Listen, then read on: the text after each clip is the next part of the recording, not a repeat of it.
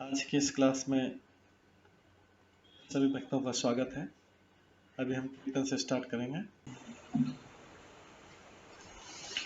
जय राधा माधव कुंज बिहारी, जय राधा माधव कुंज बिहारी, जय गोपीजन वल्लभ गिरिवर धारी, जय गोपीजन वल्लभ गिरिवर धारी, यशोदानंदन व्रज जनरंजन, यशोदानंदन व्रज जनरंजन, यमुना तीरावनचारी, यमुना तीरावनचारी, जय राधा माधव कुंज बिहारी, जय राधा माधव कुंज बिहारी, हरे कृष्णा कृष्णा कृष्णा हरे हरे, हरे राम राम राम हरे हरे, हरे कृष्णा कृष्णा कृष्णा हरे हरे, हरे राम राम राम हरे हरे, हरे कृष्णा कृष्णा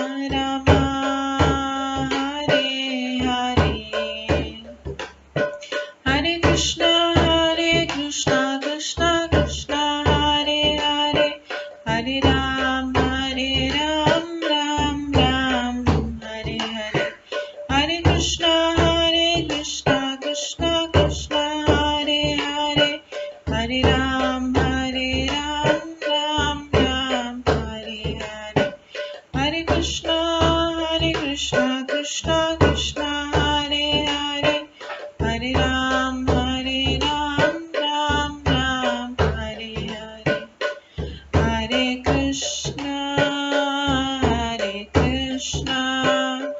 कृष्णा कृष्णा हरे हरे, हरे राम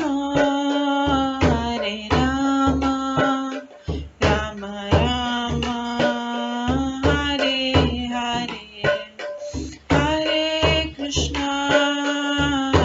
कृष्णा कृष्णा कृष्णा हरे हरे, हरे राम राम राम हरे हरे, जय राधा माधव राधे, जय राधा गोविंद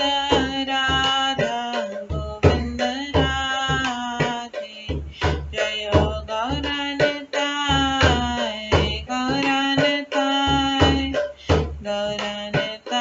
जय गौरनताय, जय जय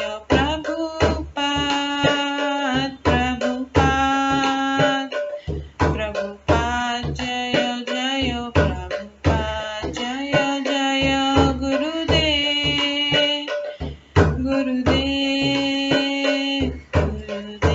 जय जय गुरुदेव, नित्य गौर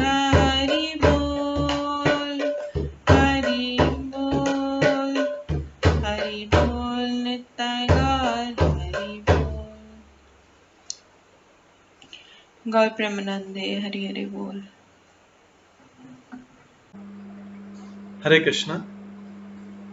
आज की इस क्लास में सभी भक्तों का स्वागत है। अभी मंगलाचरण से स्टार्ट करेंगे।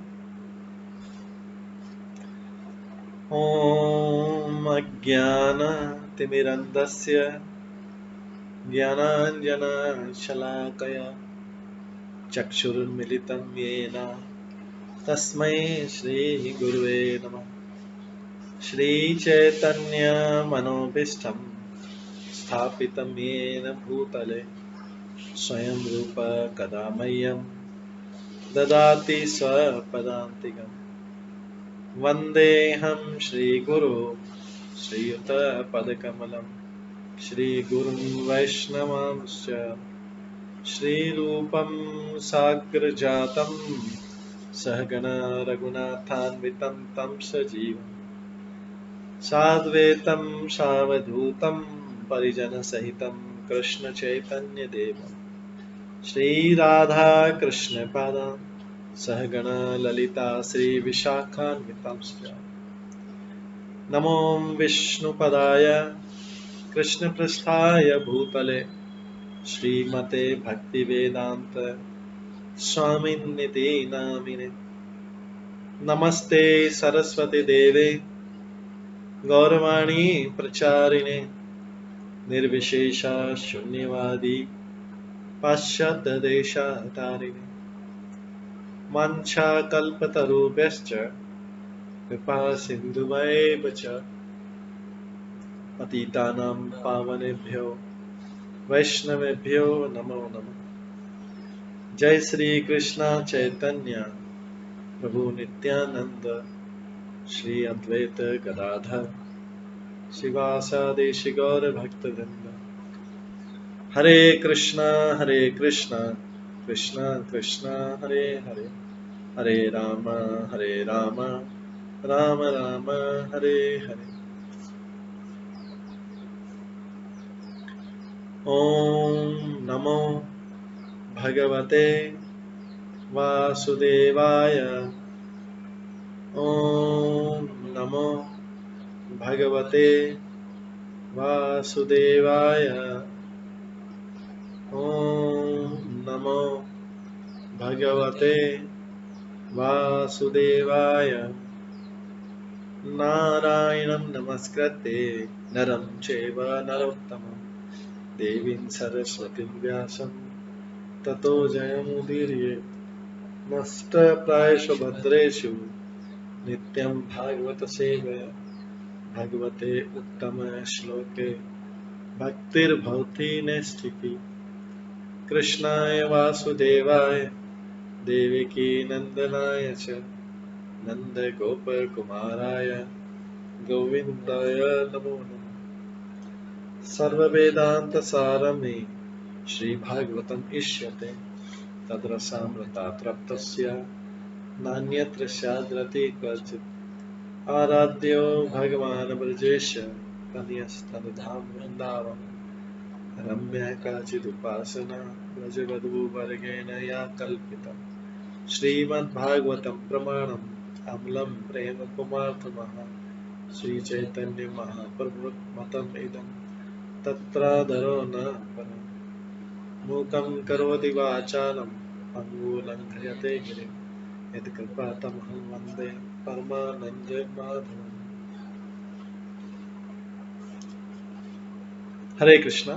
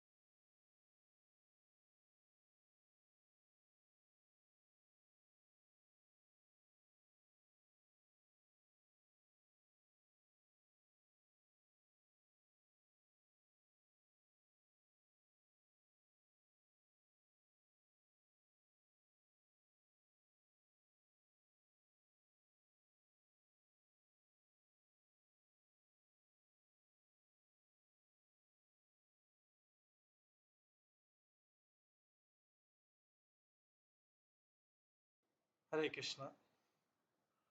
आज की इस क्लास में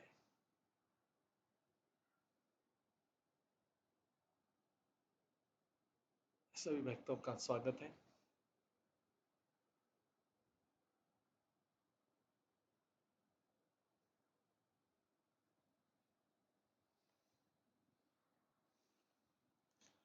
आज की इस क्लास में सभी भक्तों का स्वागत है।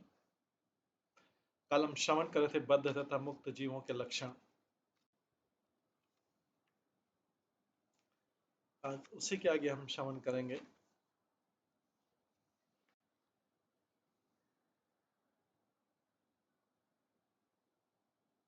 कल हमने श्रवण किया था कि अपने पूर्व सकाम कर्मों द्वारा उत्पन्न शरीर के भीतर स्थित अज्ञानी व्यक्ति सोचता है कि मैं ही कर्म का करता हूं, इसलिए ऐसा मूर्ख व्यक्ति मिथ्या अहंकार से मोहग्रस्त होकर उन सकाम कर्मों में बंध जाता है जो वस्तुतः प्रकृति के गुणों द्वारा किए जाते हैं।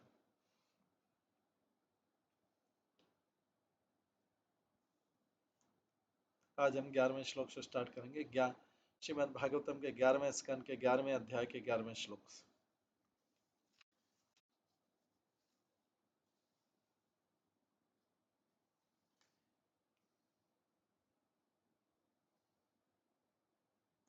एवं विरक्त शयनम् आसनाटमञ्जते। एवं विरक्त शयनासनाटनमञ्जन्ने दर्शन स्पर्शन घ्राण भोजन श्रवणादिषु न तथा बध्यते विद्वान् तत्र तत्रादयन् गुणान्।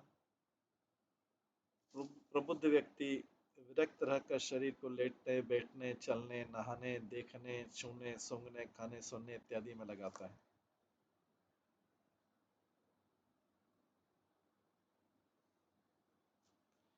प्रबुद्ध व्यक्ति विरक्त रहकर, जो इंटेलिजेंट व्यक्ति है वो विरक्त रहकर शरीर को लेटने बैठने चलने नहाने देखने छूने सूंघने खाने सुनने इत्यादि में लगाता है।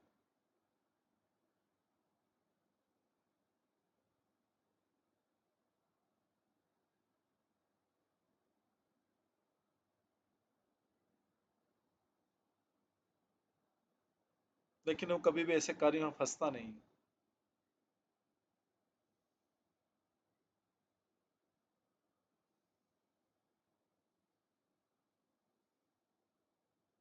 सारा काम तो करता है प्रबुद्ध व्यक्ति, लेकिन विरक्त रहकर करता है। वो शरीर को लेटने बैठने चलने नहाने देखने सुने सूंघने खाने सुने इत्यादि में लगाता है, लेकिन कभी भी ऐसे कार्यों में फंसता नहीं। निसंदेह वह समस्त शारीरिक कार्यों का साक्षी बनकर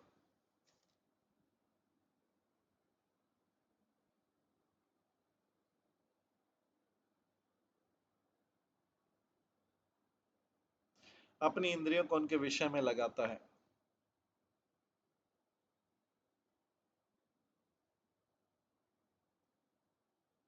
और वह मूर्ख व्यक्ति की भांति उसमें फंसता नहीं।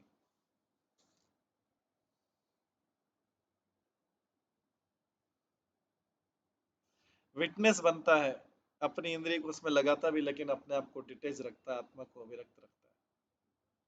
तो तात्पर्य पिछले अध्याय में उद्धव ने भगवान कृष्ण से प्रश्न पूछा था कि प्रबुद्ध व्यक्ति बद्ध जीव की तरह, प्रबुद्ध मतलब जो मुक्त या बुद्धिमान है, प्रबुद्ध व्यक्ति बद्ध जीव की तरह अपने को बाह्य शारीरिक कार्यों में क्यों लगाता है। तो यहाँ पर उत्तर में भगवान द्वारा दिया गया है, मूर्ख व्यक्ति शारीरिक कार्यों में लगा रहकर भौतिक जीवन के कारणों तथा फल में लिप्त रहता है। उसे उत्कट शोक तथा हर्ष का सामना करना पड़ता है, किंतु स्वरूप सिद्ध व्यक्ति सामान्य व्यक्तियों की तरह की हार तथा पीड़ा का अध्ययन करता है और वह शारीरिक कार्यों को भोगने का भूलकर भी प्रयास नहीं करता है। उल्टे विरक्त साक्षी बनकर अपनी इंद्रियों को शरीर पालन के सामान्य कार्यों में लगाता है।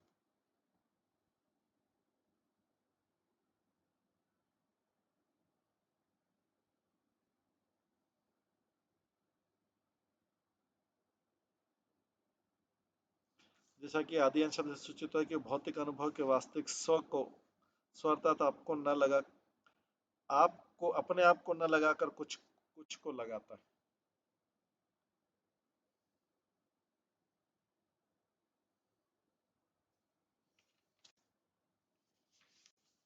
ये अंतर है विरक्त व्यक्ति का जो मुक्त व्यक्ति का।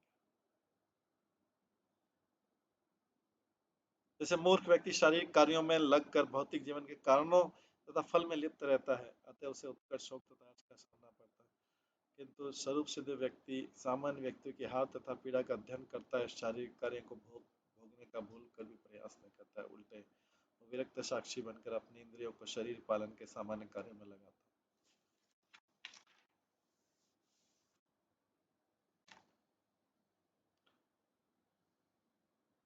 प्रकृतिस्थः अपि असंख्य यथा खं सविता अनिल वैशारद्याक्षया संग क्षितिया छिन्न संशय प्रतिबुद्ध इव स्वप्नात् नानात्वात् विनिवर्तते।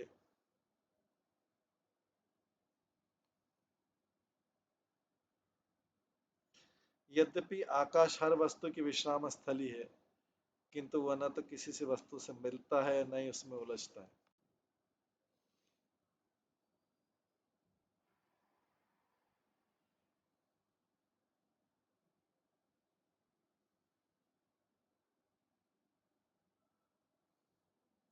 यद्यपि आकाश हर वस्तु की विश्राम स्थली है, किंतु वह न तो किसी वस्तु से मिलता है न ही उसमें उलझता है।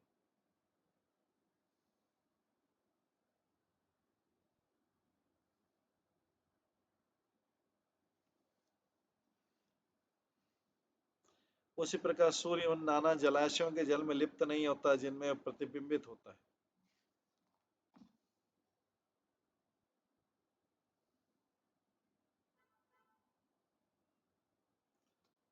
उसी तरह सर्वत्र बहने वाली प्रबल वायु उन असंख्य सुगंधियों तथा वातावरण से प्रभावित नहीं होती जिनमें से होकर गुजरती है।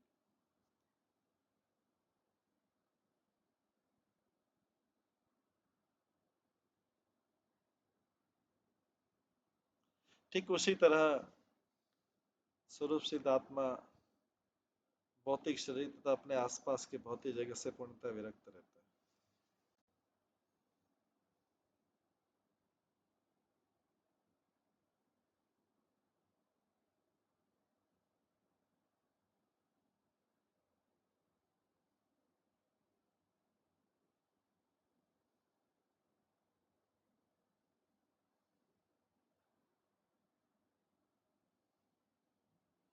इसलिए ठीक उसी तरह स्वरूप सिद्ध आत्मा भौतिक शरीर तथा अपने आसपास के भौतिक जगत से पूर्णतः विरक्त रहता है।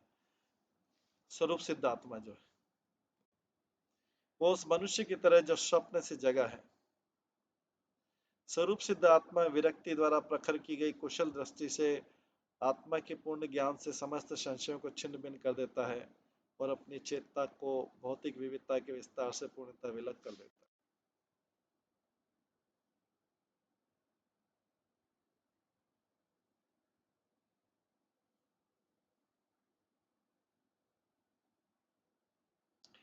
तात्पर्य में श्रील भक्ति सिद्धांत सरस्वती ठाकुर के अनुसार प्रबुद्ध व्यक्ति जो इंटेलिजेंट व्यक्ति है अपनी आध्यात्मिक पहचान के प्रत्यक्ष अनुभव द्वारा समस्त संशयों को छिन्न कर देता है। श्री कृष्ण पूर्ण पुरुषोत्तम भगवान है और उनसे पृथक किसी अस्तित्व की संभावना नहीं हो सकती है। ऐसे कुशल ज्ञान से सारे संशय छिन्न भिन्न हो जाते हैं। यहाँ पर कहा गया प्रकृति यह संसक्त है आकाश सूर्य तथा वायु की तरह स्वरूप सिद्ध व्यक्ति भी भगवान की सृष्टि में रहते हुए उसमें बंधता नहीं।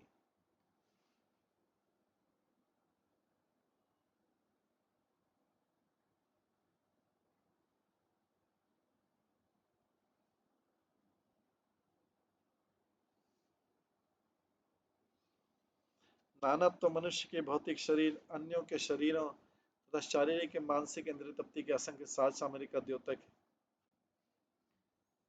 कृष्ण भावना के प्रति जागरूक होने से मनुष्य मोहमय इंद्रिय तृप्ति से विलग हो जाता है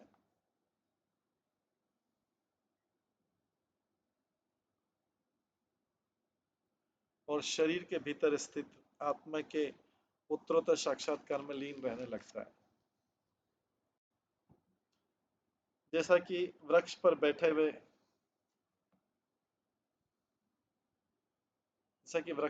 हुए दो पक्षियों के उदाहरण से हमें समझ में आता है।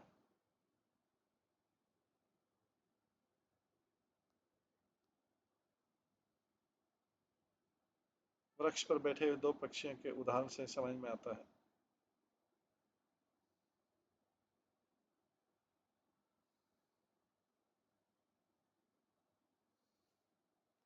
आत्मा और परमात्मा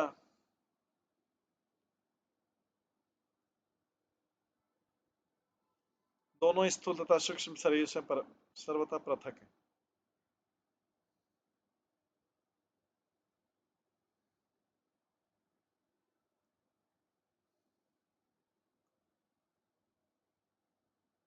और यदि मनुष्य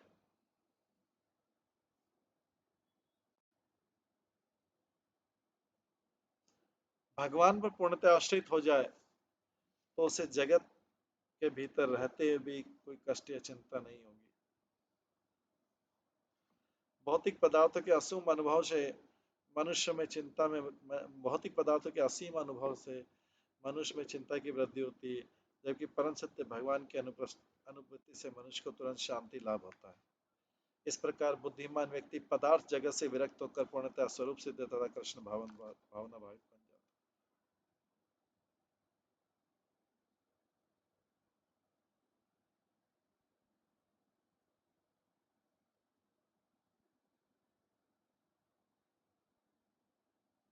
14वें श्लोक में आता है, यस्य शिववीत संकल्पा प्राणेन्द्रिय मनधियाम वृत्तया स विनिर्मुक्तो देहस्थ अपि हि तत्गुणे। वह व्यक्ति स्थूल तथा सूक्ष्म शरीरों से पूर्णतः मुक्त माना जाता है।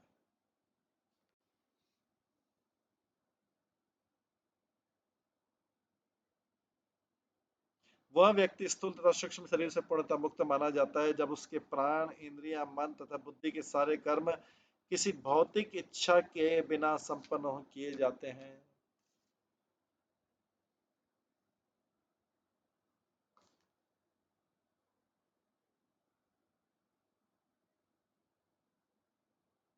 ऐसा व्यक्ति शरीर में स्थित रखकर भी बद्ध नहीं होता है।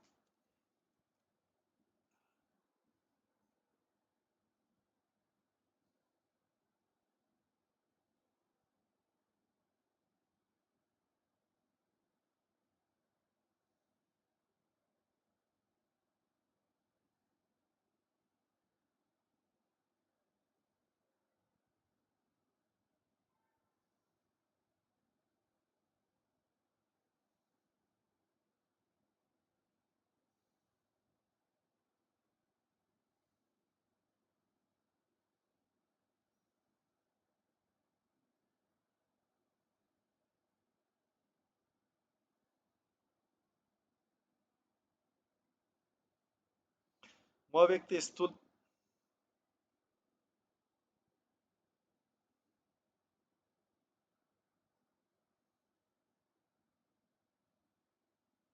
वह व्यक्ति स्थूल तथा सूक्ष्म शरीरों से पूर्णतः मुक्त माना जाता है जब उसके प्राण, इंद्रिया, मन तथा बुद्धि के सारे कर्म किसी भौतिक इच्छा के बिना संपन्न किए जाते हैं। उसको मुक्त बोलते हैं। ऐसा व्यक्ति शरीर में स्थित रहकर भी बद्ध नहीं होता। तात्पर्य, भौतिक शरीर तथा मन को शोक, मोह, भूख, काम, लोभ, पागलपन हमेशा सताते रहते हैं।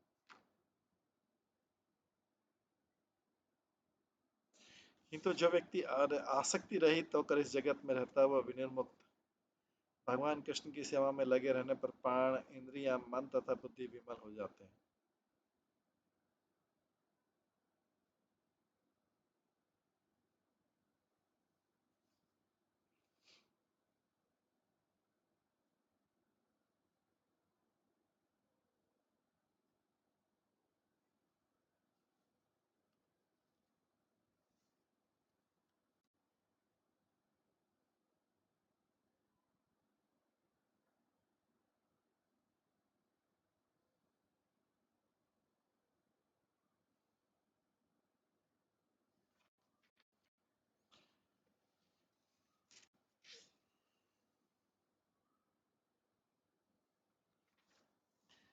यस्यात्मा हिंस्यते हिंस्त्रे यस्यात्मा हिंस्यते हिंसे येन किंचिद यदच्छया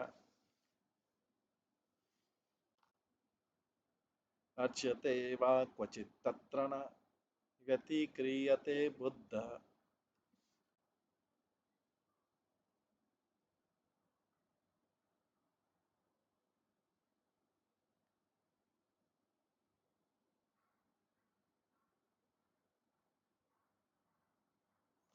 कभी कभी अकारणी मनुष्य के शरीर पर क्रूर व्यक्तियों या उग्र पशुओं द्वारा आक्रमण किया जाता है।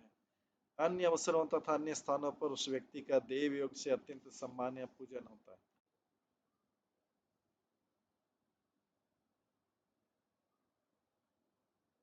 कभी कभी अकारणी मनुष्य के शरीर पर क्रूर व्यक्तियों या उग्र पशुओं द्वारा आक्रमण किया जाता है।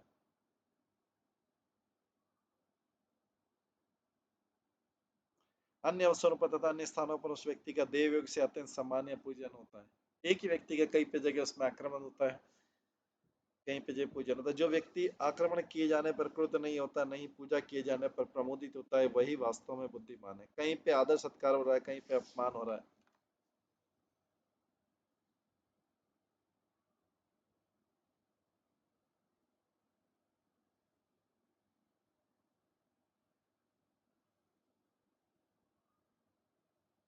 तात्पर्य जब कोई व्यक्ति अकारण ही अपने ऊपर आक्रमण किए जाने पर क्रुद्ध नहीं होता और अपनी पूजा किए जाने पर हर्षित नहीं होता है, तो समझिए कि वो आत्म साक्षात्कार की परीक्षा में उत्तीर्ण हो गया और आध्यात्मिक बुद्धि के पद को प्राप्त है।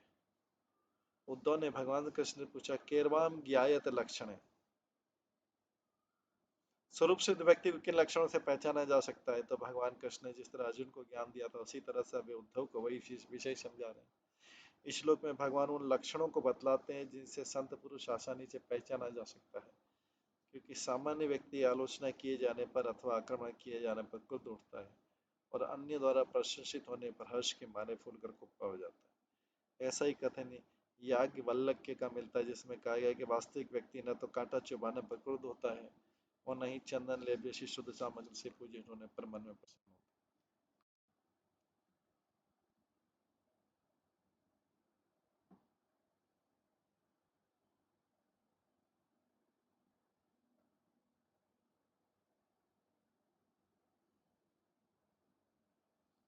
न स्तुवित न निंदेत कुर्वत साधु असाधु वा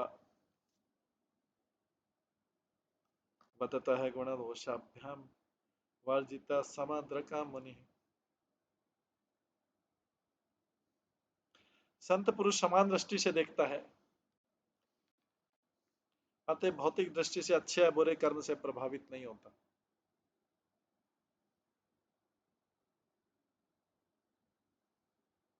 यद्यपि अन्यों को अच्छा तथा बुरा कार्य करते और उचित अनुचित बोलते देखता है, किंतु वह किसी की प्रशंसा या आलोचना नहीं करता।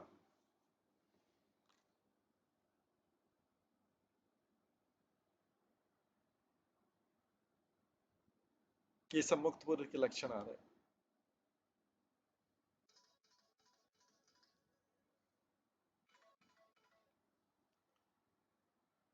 न कुर्यात् न वदेत् किंचित न ध्यायेत् साधु असाधु वा आत्माराम मनियावृत्या विचरेत जड़वत मुनि।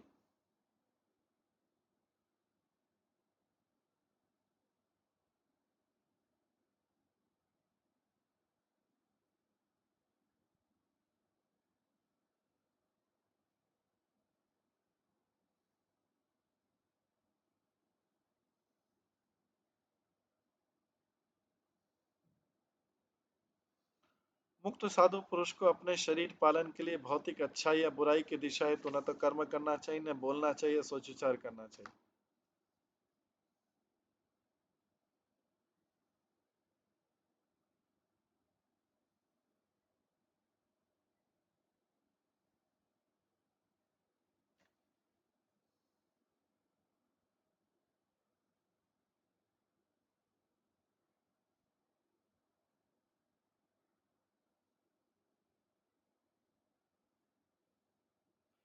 मुक्त साधु पुरुष को अपने शरीर पालन के लिए भौतिक अच्छाई या बुराई की दिशा है तो न तो कर्म करना चाहिए, न बोलना या सोच विचार करना चाहिए।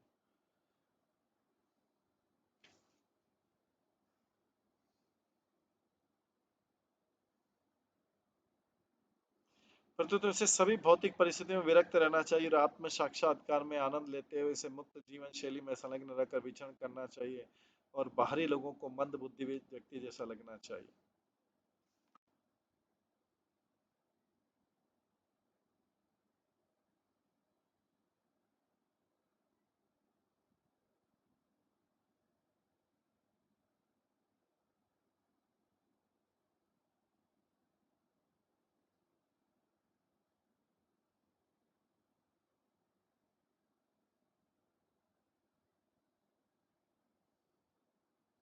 तात्पर्य श्री जी गोस्वामी के अनुसार श्लोक में ज्ञान योगियों के अनुशासन जैसी संस्तुति है जो अपनी बुद्धि से समझने का प्रयास करते हैं कि वे भौतिक शरीर नहीं, ज्ञान बुद्धि वाले थे। किंतु जो व्यक्ति भक्तिवत भक्ति में लगा रहता है वह भौतिक वस्तुओं को भगवान कृष्ण की सेवा में उपादेय होने के कारण ग्रहण करता है या बहिष्कार करता है। जो व्यक्ति कृष्ण भावनामृत का प्रचार करना चाहता हो उसे अत्यंत बुद्धिमान समझा जाना चाहिए, जड़वत नहीं, जैसा कि श्लोक में बताया गया है। यद्यपि भगवत भक्त अपनी इंद्रिय तृप्ति के लिए न तो कर्म करता, न बोलता है, न सोचता है विचारता है, किंतु भगवान की भक्ति के लिए कार्य करने और बोलने और ध्यान करने में बहुत व्यस्त रहता है।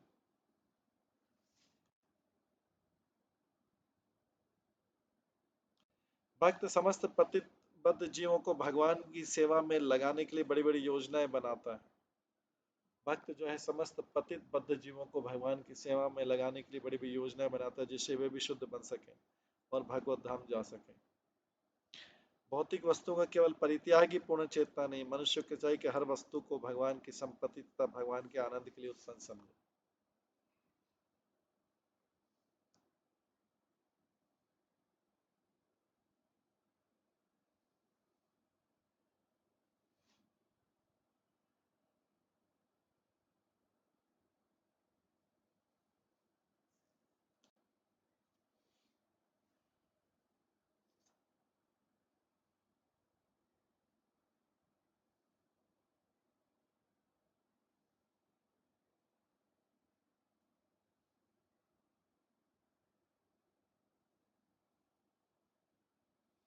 भौतिक वस्तु का केवल परित्याग ही पूर्ण चेतना नहीं, मनुष्य को चाहिए कि हर वस्तु को भगवान की संपत्ति तथा भगवान के आनंद के लिए उत्पन्न समझे।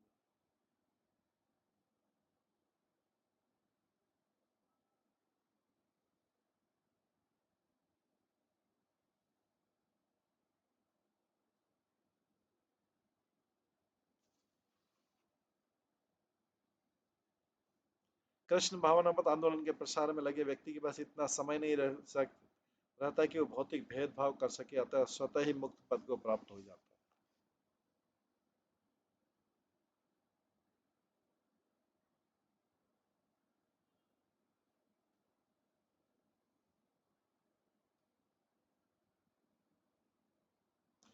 शब्द ब्रह्मणि निष्णात न निष्णयात परे यदि श्रम तस्य श्रम फल ही अनु अधेनुम इव रक्षतः। यदि कोई गहन अध्ययन करके वैदिक साहित्य के पठन पाठन में निपुण बन जाता है, एक्सपर्ट बन जाता है, किंतु भगवान में मन को स्थिर करने का प्रयास नहीं करता तो उसका श्रम वैसा ही जिस तरह दूध न देने वाली गाय की रखवाली करने में अत्यधिक श्रम करने वाले व्यक्ति का। दूसरे शब्दों में वैदिक ज्ञान के श्रमपूर्ण अध्ययन का फल कोरा श्रम ही निकलता है जिसका कोई अन्य सार्थक फल प्राप्त नहीं होगा।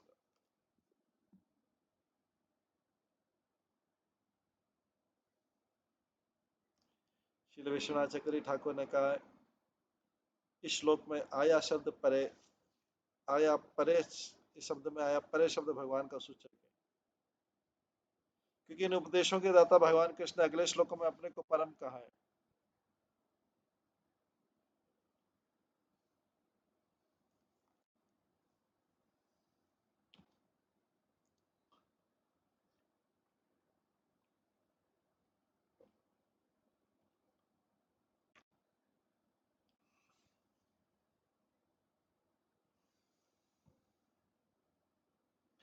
जैसे गाय की रखवाली में अत्यधिक श्रम की आवश्यकता होती है। गाय को खिलाने के लिए या तो अन्न उगाना पड़ता है या उपयुक्त चारागाह रखना पड़ता है।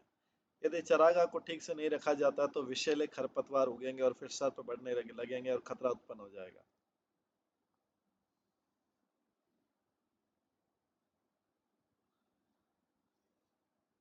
गायों को कई तरह के रोग तथा किलनियां लग जाती है तो उन्हें लगातार नहलाना धुलाना पड़ता है और रोगाणु से मुक्त करना पड़ता है। उसी प्रकार गाय के चरागाह के चारों ओर बाड़ लगानी पड़ती है और इस तरह और भी कई कार्य करने होते हैं। किंतु यदि गाय दूध न दे तो सारा श्रम व्यर्थ चला जाता है। उसी तरह वैदिक मंत्रों के सूक्ष्म तथा गूढ़ अर्थ जानने के लिए संस्कृत भाषा सीखने में परिश्रम करना पड़ता है। किंतु यदि इतने परिश्रम के बाद भी भगवान के दिव्य रूप को न समझा जा सके तो जीवन के समस्त सुख का स्रोत है जो। और यदि मनुष्य समस्त वस्तुओं के परम आश्रय भगवान की शरण ग्रहण नहीं करता है तो उसका श्रम व्यर्थ चला जाता है।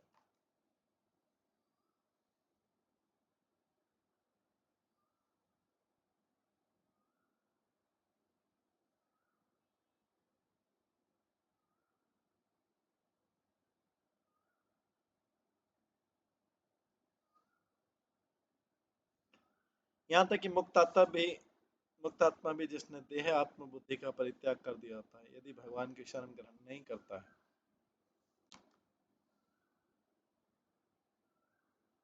यहाँ तक कि मुक्त आत्मा भी जिसने देह और आत्म बुद्धि का परित्याग कर दिया होता है यदि भगवान की शरण नहीं करता तो नीचे गिर जाता है। तो निष्णात सब सूचित करता है कि मनुष्य को अंततः जीवन लक्ष्य प्राप्त करना होगा, अन्यथा वो एक्सपर्ट नहीं है। जैसा कि चैतन्य महाप्रभु ने कहा, प्रेम पुमार्थ महान। चैतन्य महाप्रभु ने कहा, प्रेम पुमार्थ महान। मानव जीवन का वास्तविक लक्ष्य भगवत प्रेम है।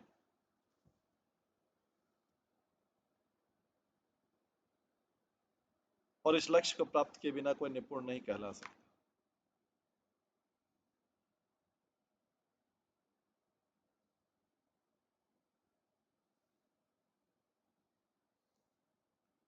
उन्नीसवां श्लोक है, गाम दुग्ध दोहाम सतीम च भार्या देहम पराधीन मत्सत प्रजाम च वित्तं ततीर्थी कृतमंगवाचम हीना मया रक्षते दुख दुखे।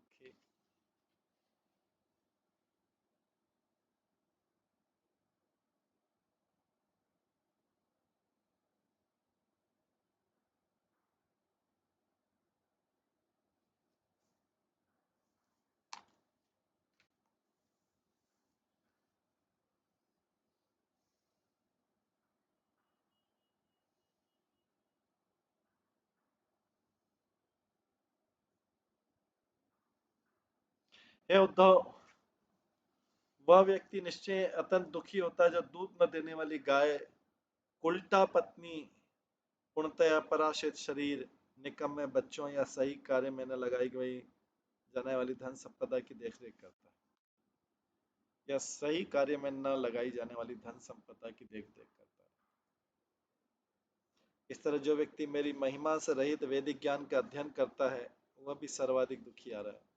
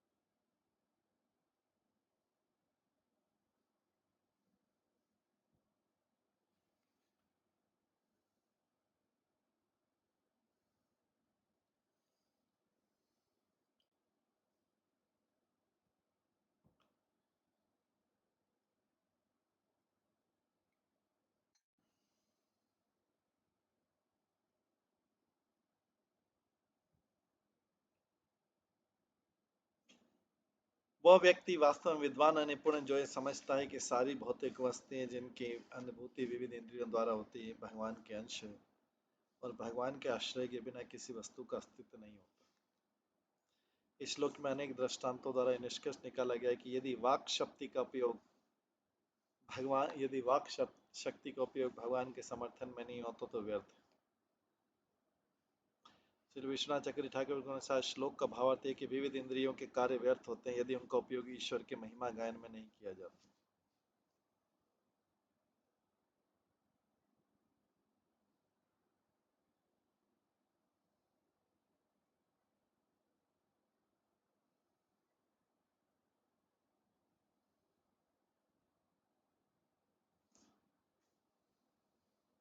निसंदेह अवधूत ब्राह्मण ने, जो हमने पिछले उसमें सुना, दत्तात्रेय ने, अवधूत ब्राह्मण ने पहले ही राजा यदु से कहा था कि यदि जीवा को वश में नहीं रखा जाता तो आत्म संयम का सारा कार्यक्रम विफल हुआ समझो। जब तक भगवान की महिमा का उच्चारण नहीं किया जाता तब तक जीव को वश में नहीं किया जा सकता।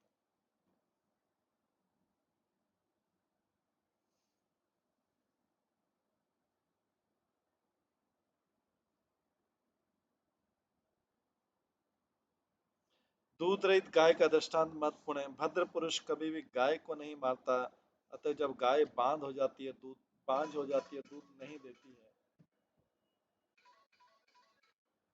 अतः जब गाय बांझ दूध रहित गाय का दृष्टांत महत्वपूर्ण है। भद्र पुरुष कभी भी गाय को नहीं मारता, अतः जब गाय बांझ हो जाती दूध नहीं देती तो उसकी रक्षा के कार्य में लग जाना चाहिए, क्योंकि व्यर्थ गाय को कोई नहीं खरीदेगा। बांझ गाय का लोभी मालिक कुछ काल तक सोचता रहता है कि मैं इस गाय को पालने में काफी धन लगा चुका हूँ और निकट भविष्य में पूर्ण गर्भहीन होगी तो दूध देगी, किंतु जब ये आशा व्यर्थ हो जाती तो गाय के स्वास्थ्य और उसकी सुरक्षा के प्रति अन्य मनस्क तथा अपेक्षा से पूर्ण हो जाता है।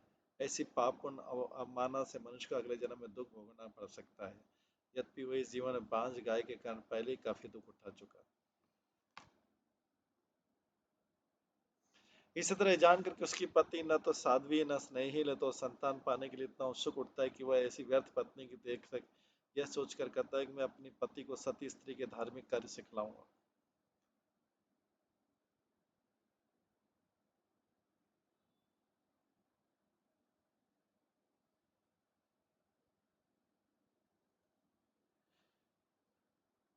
महान स्त्रियों के ऐतिहासिक दृष्टांत सुनकर उसका हृदय अवश्य में परिवर्तित हो जाएगा और मेरी अद्भुत पत्नी बन जाएगी।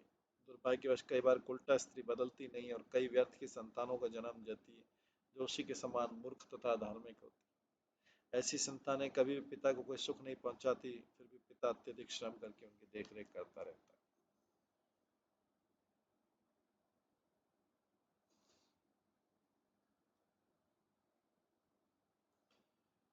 इतना ही नहीं, जिसने भगवत कृपा से धन संचित कर लिया उसे उचित व्यक्ति तथा उचित कार्य को दान देने के लिए सतर्क रहना होगा। जिसने भगवत कृपा से धन संचित कर लिया उसे उचित व्यक्ति को तथा उचित कार्य को दान देने के लिए सतर्क रहना होगा।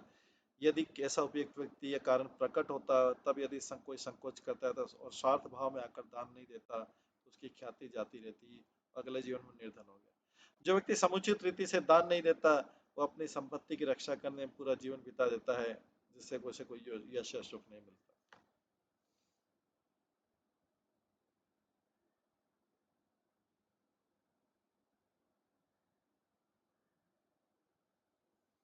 पिछले सारे दृष्टांत उस वैदिक ज्ञान का श्रम पूर्वक अध्ययन करने की व्यर्थता को बतलाते हैं जो भगवान की महिमा का गान गायन नहीं करते।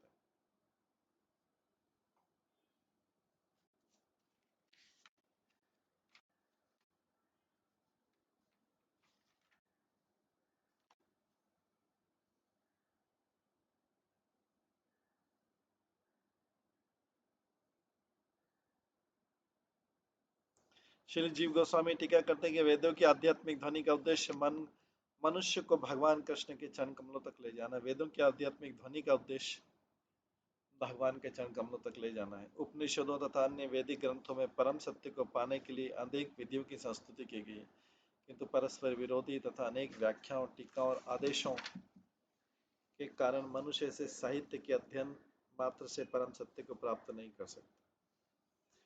किंतु मनुष्य यदि मनुष्य भगवान श्री कृष्ण को समस्त कारणों का परम कारण समझता है और उपनिषदों तथा अन्य वैदिक साहित्य को परमेश्वर के महिमा गान के रूप में पढ़ता है तो निश्चय ही भगवान के चरण कमलों में स्थिर हो सकता है। नारायणशील प्रभुपाद ने ईशोपनिषद का तथा टीका इस प्रकार की कि पाठक भगवान के निकट पहुंच जाता है। निसंदेह भगवान कृष्ण के चरण कमल ही एकमात्र विश्वसनीय नाव है जिससे संसार रूपी तरंगित सागर को पार किया जा सकता है। श्रीमद् भागवतम के 10 में ब्रह्मा तक ने कहा कि यदि कोई व्यक्ति भक्ति के मंगल मार्ग को छोड़ देता है और वैदिक चिंतन में व्यर्थ श्रम करता है तो उस मूर्ख तुल्य जो खाली भूसी को पीट कर चावल पाने की आशा करता है, खाली छिलके छिलके को पीटता रहता है।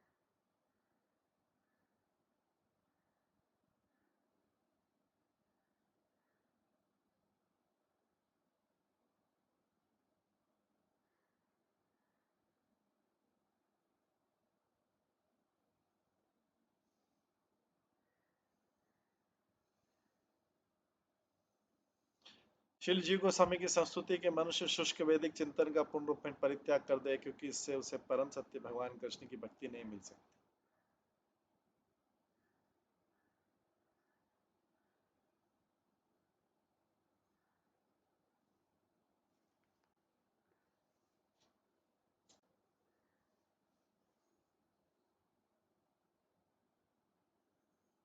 बीसवें श्लोक में आता है यस्यान्न में पावनमं कर्म स्थित उद्भव प्राण निरोधम लीलावतार चित जन्म वास्यात् बन्ध्यां गिरन्तां बिभ्रतियात् धीर। हे उद्धव, बुद्धिमान व्यक्ति को चाहिए कि कभी भी ऐसा ग्रंथ न पढ़े जिनमें संपूर्ण ब्रह्मांड को पवित्र करने वाले मेरे कार्यकलाप का वर्णन न हो।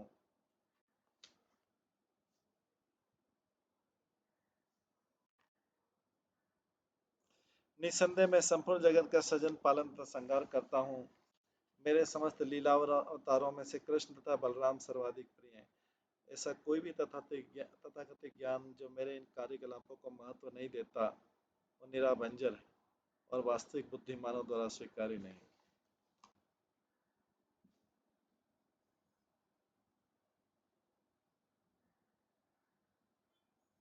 तात्पर्य यहाँ पर लीलावतार से जन्म शब्द अत्यंत महत्वपूर्ण है। अद्भुत लीलाएं संपन्न करने के लिए भगवान का अवतार लीला अवतार कहलाता है और विष्णु के ऐसे अद्भुत रूप रामचंद्र, नरसिंहदेव, कुर्म, विराह जैसे नामों से प्रशंसित होते हैं। किंतु इन समस्त लीला अवतारों में से आज भी सर्वाधिक प्रिय भगवान कृष्ण है जो कि विष्णु तत्व के आदि स्रोत है। भगवान का प्राकट्य कंस के बंदीगृह में होता है और वे तुरंत वृंदावन के ग्रामीण परिवेश में स्थानांतरित कर दिए जाते हैं जहाँ पर वे अपने ग्वाल मित्रों, सखियों, माता पिता तथा शुभचिंतकों के साथ अद्भुत बाल लीलाएं प्रदर्शित करते हैं। कुछ काल बाद भगवान की लीलाएं मथुरा तथा द्वारका में स्थानांतरित हो जाती है और वृंदावन वासियों का सामान्य प्रेम भगवान कृष्ण के कष्टमय विरह में लक्षित होता है। भगवान की ऐसी लीलाएं इप्सित अर्थात परम सत्य के साथ प्रेम के विनिमय के आगार। भगवान के शुद्ध भक्त अत्यंत बुद्धिमान तथा निपुण रहते हैं और वे से व्यर्थ के निकृष्ट ग्रंथों पर ध्यान नहीं देते जो सर्वोच्च सत्य भगवान कृष्ण की उपेक्षा करते हैं। यद्यपि ऐसे ग्रंथ सारे संसार में भौतिकतावादी व्यक्तियों के बीच अत्यंत लोकप्रिय, किंतु शुद्ध वैष्णव समुदाय द्वारा पूर्णतः उपेक्षित है। श्लोक में भगवान बताते हैं कि भक्तों के लिए जिन ग्रंथों की संस्तुति की गई है वे ऐसे हैं कि जो भगवान की लीलाओं का गुणगान पुरुष अवतार तथा लीला अवतारों के रूप में करते हैं और इनका अंत भगवान कृष्ण के साक्षात प्राकट्य में होता है जिसकी पुष्टि ब्रह्म संहिता में हुई।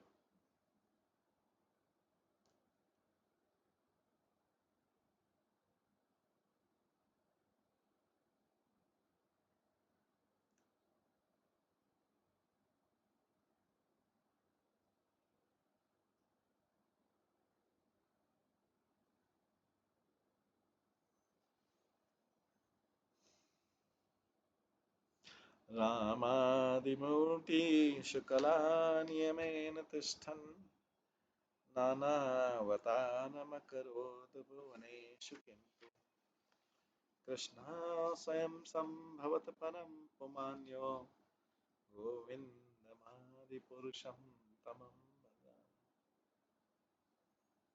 मैं उन आदि भगवान गोविंद की पूजा करता हूँ जो साक्षात कृष्ण के रूप में तथा राम, नरसिंह, वामन आदि विभिन्न अवतारों के रूप में संसार में प्रकट हुए।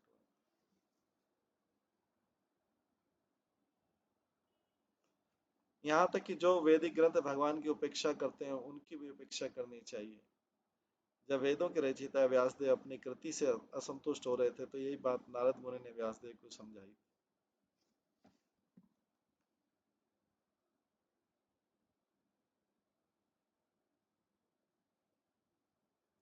एवं जिज्ञासयापोय नानात्व भ्रमम आत्मनि उपारमेत विरजम मनमयि उपारमेत विरजम मनो मयि अर्प्य सर्वगे।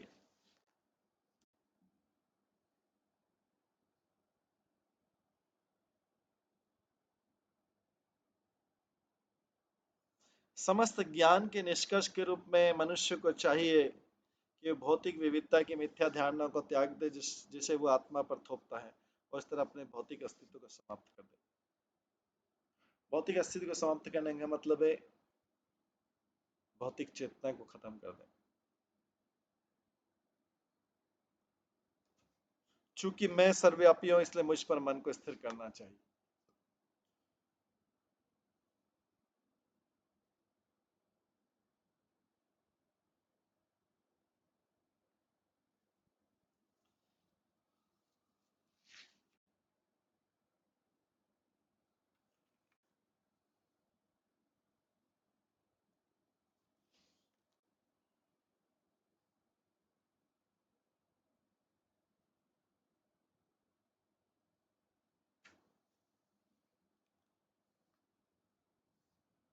ज्ञान मार्ग उसे ही भाता है जो नहीं जानता कि कृष्ण ही भगवान है। जैसा कि भगवत गीता में कहा है, बहुनाम जन्म नामन्ते ज्ञान माम माम प्रपद्यते वासुदेव सर्वमिति स महात्मा सुदुर्लभ। वासुदेव सर्वमिति अर्थात वासुदेव ही सर्वस्व है। यह पद इसी श्लोक में आएगा कि सर्वज्ञ जैसे मनुष्य को जानना चाहिए कि भगवान क्यों सर्वव्यापी। श्रीमद् भागवतम की प्रत्येक श्लोक में क्या गया, जन्मादि इसी भगवान हर वस्तु के स्रोत। जैसा कि अध्याय के पिछले श्लोक में क्या गया, हर वस्तु का सृजन पालन तथा संहार करने वाले हैं। इस प्रकार भगवान वायु या सूर्य प्रकाश की तरह सर्वव्यापक नहीं प्रतीत वे परम नियंता के रूप में सर्वव्यापक है जो हर जीव के भाग्य को अपने हाथों में।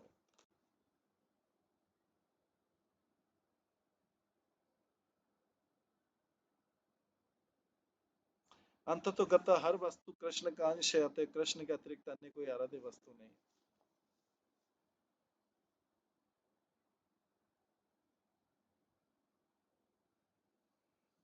अन्य किसी वस्तु का चिंतन भी कृष्ण का चिंतन है किंतु अपूर्ण रहता है। जैसे अविधि पूर्वक शब्द भगवत गीता आता है। गीता में भगवान कृष्ण ये कहते हैं कि सारे जीव भगवान के धाम के जाने के मार्ग पर।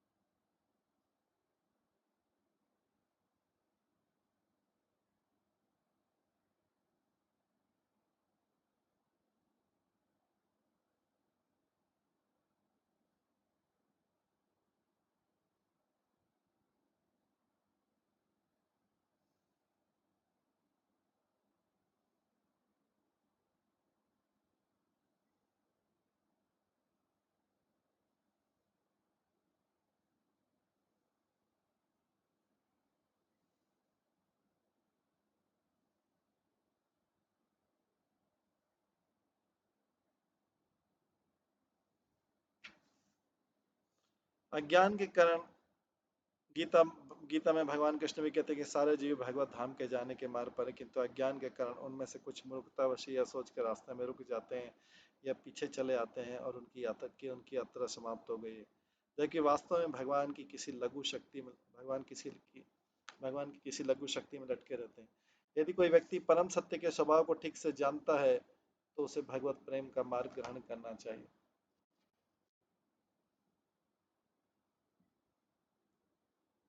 जैसा कि भगवत गीता में कहा गया, भक्तिया माम अभिजानाति यावन यश्चस्मि तत्वतः ततो मां ततो ज्ञाता विशते तदंतरम। केवल भक्ति से मुझ भगवान को यथा रूप में जाना सकता है। जब मनुष्य ऐसी भक्ति से परम पुरुष के पूर्ण भावनामृत जब मनुष्य ऐसी भक्ति से परम पुरुष के पूर्ण भावनामृत में होता है तो वैकुंठ जगत में प्रवेश कर सकता है।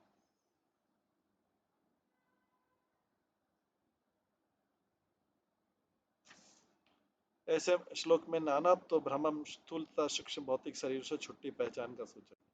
भ्रमम शब्द भूल को बताने वाला, इसका अर्थ भ्रमण या चक्कर लगाना भी हो सकता है। बद्ध जीव मोह में गिरने की भूल से भौतिक शरीर की एक श्रृंखला में लगातार घूमता रहता है। कभी कभी देवता रूप में, कभी मल के कीट रूप में होता है। उपहार में शब्द का अर्थ है मनुष्य को इस तरह निरर्थक भटकना बंद करके अपने मन को परम सत्य पर टिकाना चाहिए, जो हर एक के प्रेम के वास्तविक लक्ष्य। ऐसा निष्कर्ष भावनात्मक नहीं अपितु वैशेषिक बुद्धि का फल है। इस तरह उद्धव के जिज्ञासा से अनेक पहलुओं को व्याख्या करने के बाद अब कृष्ण शुद्ध भगवत प्रेम अर्थात कृष्ण भावनामृत के अंतिम निष्कर्ष पर आते हैं। ऐसे प्रेम के बिना भगवान पर मन को नित्य रूप से स्थिर करने का प्रश्न नहीं उठता।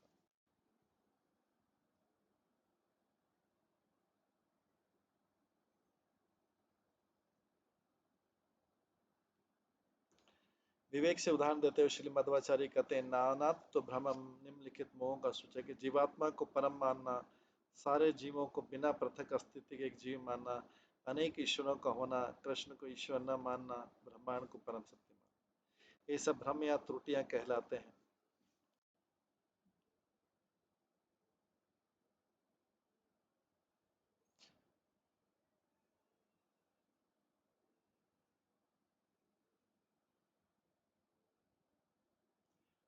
प्रेम के बिना भगवान पर मन को नित्य रूप में स्थिर करने का प्रश्न नहीं उठता।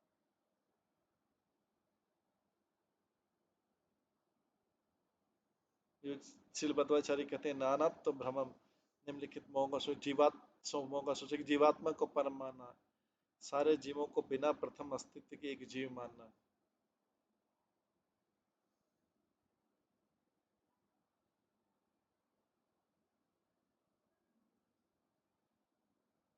अनेक ईश्वरों को मानना, कृष्ण को ईश्वर न मानना, ब्रह्मांड को परम सत्य मानना, ये सभी भ्रम या त्रुटियां कहलाते हैं। किंतु ऐसे अज्ञान को कृष्ण नाम कीर्तन करने के द्वारा तुरंत समाप्त किया जा सकता है। हरे कृष्णा कृष्णा कृष्णा हरे हरे, हरे राम राम राम हरे।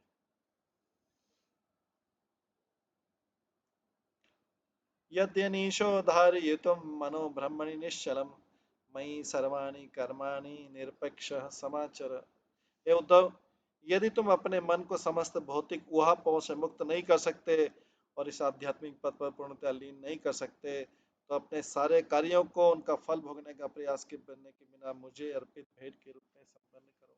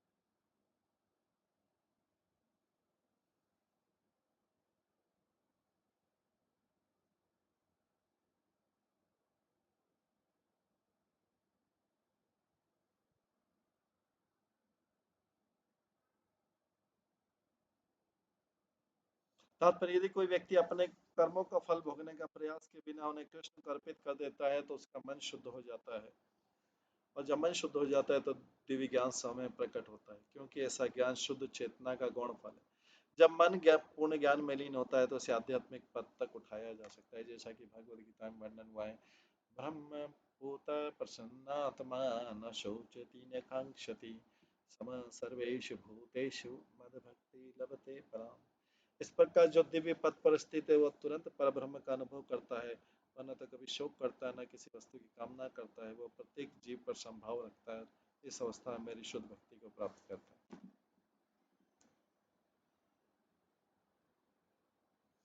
भगवान कृष्ण के दिव्य रूप में मन को लीन करके मनुष्य सामान्य दिव्य ज्ञान की अवस्था को पार कर सकता है। जिससे वह अपने को स्थूल तथा सूक्ष्म शरीरों से पृथक समझता है। भगवान की प्रेमा भक्ति द्वारा आध्यात्मिक रूप से पुष्ट होकर मन मोह के सारे कलुषों से पूरी तरह विमल हो जाता है। इस तरह भगवान के साथ गहन एकाग्रता से संबंध होकर मनुष्य ज्ञान के सर्वोच्च मानव को प्राप्त करता है, भगवान का घनिष्ठ संगी बन जाता है।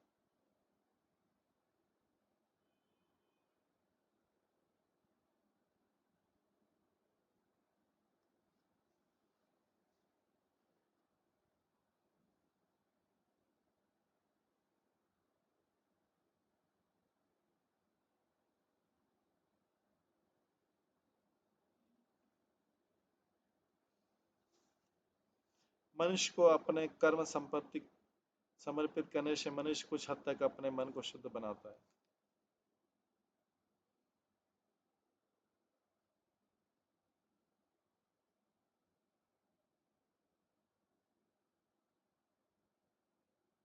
मनुष्य भगवान को अपने कर्म समर्पित कर करके मनुष्य कुछ हद तक अपने मन को शुद्ध बनाता है और इस तरह आध्यात्मिक सजगता की प्रारंभिक अवस्था को प्राप्त करता है। इतने पर भी अपने मन को पूरी तरह आध्यात्मिक पथ पर स्थित करने में समर्थ नहीं हो सकता है। यहाँ तक पहुंचकर मनुष्य मन के भीतर छिपे कल्मश को देखकर अपनी स्थिति का मूल्यांकन करे, तब श्लोक में बताई गई विधि से अपने भक्ति कार्यों को भगवान की सेवा में लगाए। यदि वो अपने को कृत्रिम रूप से परम मुक्त मानता है अथवा आध्यात्मिक प्रगति के पथ पर कारण स्वरूप होता है तो नीचे गिरने का गंभीर खतरा है।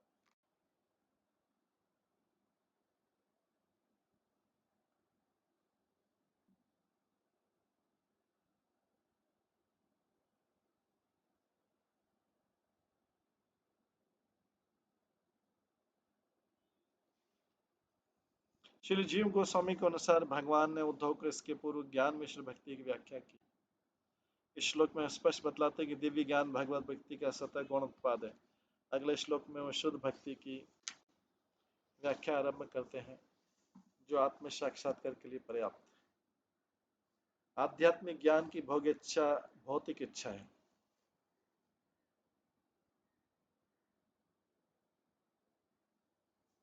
आध्यात्मिक ज्ञान की भोग इच्छा भौतिक इच्छा है।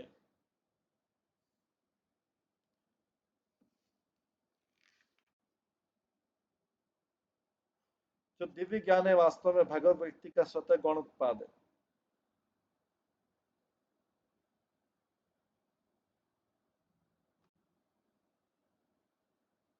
अगले श्लोक में शुद्ध भक्ति की व्याख्या आरंभ करते हैं जो आत्मिक साक्षात्कार के लिए पर्याप्त है।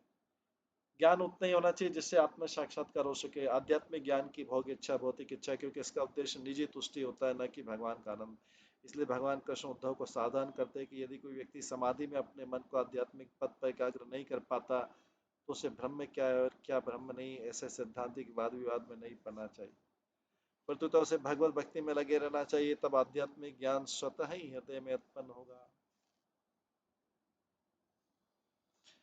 भागवत गीता के 10वें अध्याय के 10वें श्लोक में कहते हैं तेषां सतत युक्तानां भजतां प्रीति पूर्वकं ददामि बुद्धि योगम तम येन मां उपपन्ति थे। जो प्रेम पूर्वक मेरी भक्ति और उपासना में निरंतर लगे रहते हैं उन्हें मैं ज्ञान प्रदान करता हूँ जिसके द्वारा मुझ तक आ सकते हैं।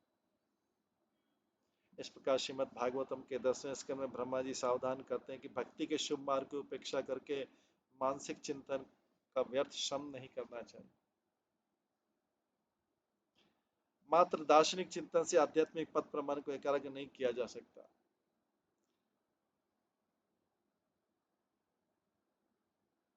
श्री जीव गोस्वामी बताते हैं यदि किसी को भगवान के साकार रूप तथा कार्यकलापों में श्रद्धा नहीं होती तो उसमें दिव्य पद पर निरंतर बने रहने का आध्यात्मिक बल नहीं होगा। इस श्लोक में उद्धव तथा अन्य सारे जीवों को भगवान के समस्त दर्शन पर निष्कर्ष लाते हैं कि कृष्ण की शुद्ध भक्ति। तो इस संबंध में भक्ति सिद्धांत ठाकुर बताते हैं कि जो व्यक्ति मिथ्या अहंकार से मोहग्रस्त रहता है, हो सकता है कि वो अपने कर्म भगवान को अर्पित न करना चाहे, यद्यपि प्रकृति के गुणों से ऊपर उठने का यही वास्तविक ढंग है। अपने अज्ञान के कारण नहीं जानता कि वह कृष्ण का नित्य दास है, अपितु तो भौतिक मोह के द्वंद्व के प्रति आकर्षण रहता है। कोई व्यक्ति सैद्धांतिक चिंतन से ऐसे मोह से छूट नहीं सकता है, किंतु यदि वो अपने कर्म को भगवान को अर्पित करता है तो भगवान के नित्य दास के रूप में अपनी नित्य दिव्य स्थिति को स्पष्ट समझ सकेगा।